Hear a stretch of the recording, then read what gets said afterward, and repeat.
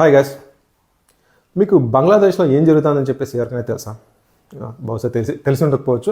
ఎందుకంటే మీరు లోకల్ పాలిటిక్స్లో చాలా బిజీగా ఉంటారు. సో ఆ అన్న ఇది చేశాడు, ఈ అన్న ఇది చేయలేదని చెప్పేసి లోకల్ పాలిటిక్స్లో అండ్ చాలా లోకల్గా ఉంటారనమాట. సో ఇంటర్నేషనల్గా అయితే మీకైతే న్యూస్లో అయితే తెలిసిన ఛాన్సెస్ అయితే తక్కువ.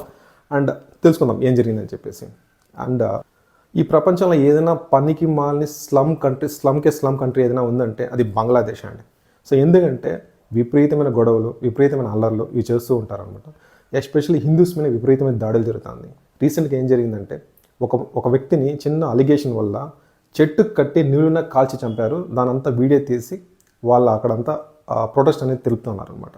సో ఇంత ఘోరంగా తెలిసి ఎవడైనా డౌట్ వస్తే చాలు వాళ్ళ పైన దాడులు చేయడం, మొత్తం టౌన్ సిటీస్ మొత్తం అల్లర్లు సృష్టించడం, మొత్తం ఎన్ని చేస్తున్నారు. బట్ వాళ్ళ గవర్నమెంటే దాన్ని సపోర్ట్ చేస్తూ ఉంది అండ్ దాని గురించి పట్టించుకోవడం లేదు. అక్కడ ఉన్న హిందూస్ గురించి అస్సలు పట్టించుకోవడం లేదు, ఎవరు పట్టించుకోవడం లేదండి. అసలు ఇవంతా ఎందుకు జరుగుతుందని తెలుసా? రీసెంట్ డేస్లో ఇంతకుముందు చాలా అల్లర్లు జరిగినాయి, చాలా రూలింగ్స్ అంతా మారింది. బట్ రీసెంట్ డేస్లో ఇవంతా ఇంత అల్లర్లు ఎందుకు జరుగుతున్నాయి తెలుసా? షరీఫ్ ఒస్మాన్ హడీ అని చెప్పేసి ఒక యూత్ లీడర్ అండి. సో లాస్ట్ టైం పెద్ద అల్లర్లన్నీ జరిగినాయి, రూలింగ్ అంతా మారింది. ఆ టైంలో చాలా ఫేమస్ అయినాడు. దాని తర్వాత రీసెంట్గా అయితే ఒక 1 month బ్యాక్ ఒక గ్రేటర్ బంగ్లాదేశ్ అని చెప్పేసి ఒక మ్యాప్ రిలీజ్ చేశాడు అతను. మ్యాప్ రిలీజ్ చేసిన తర్వాత ఆ వీడియో చాలా వైరల్ అయింది. తను కూడా ఇంకా క్రేజ్ ఎక్కువ పెరిగి చాలా వైరల్ అయింది.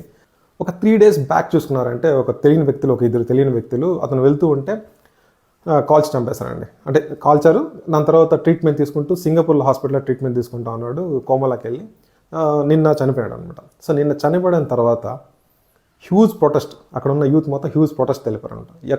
ఎవరైతే డౌట్ వచ్చిందో వాళ్ళందరూ కొట్టడం, చంపడం ఇది జరుగుతుందండి. సో ఒక చిన్న డౌట్ రావడం వల్ల ఒక మైనారిటీగా ఉన్న జనాల్ని ఇలా చంపడం చాలా దారుణం, అన్యాయం. అట్లీస్ట్ ఇండియాలో ఉన్న మెజారిటీగా ఉన్న హిందువులు మనం వాళ్ళకి ఒక ప్రొటెస్ట్ తెలుపుతాం, వాళ్ళకి తోడుగా ఉందాం.